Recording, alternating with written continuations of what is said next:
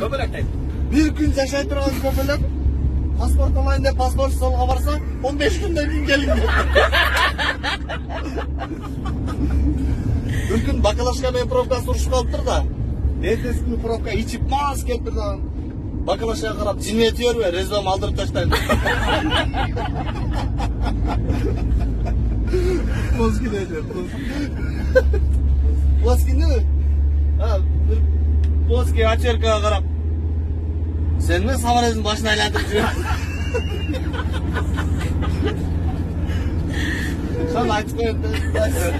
Boşuna aytıp koyun. Şimelinin ayalı pil eken da. Ayalı pilge karap. Kadın bir öldürüp koyun deyim, kömüşte oynatam sen.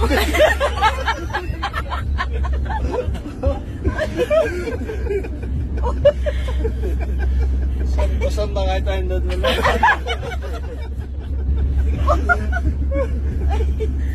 Менин жагын музыкалык композиция көтөрөбүз.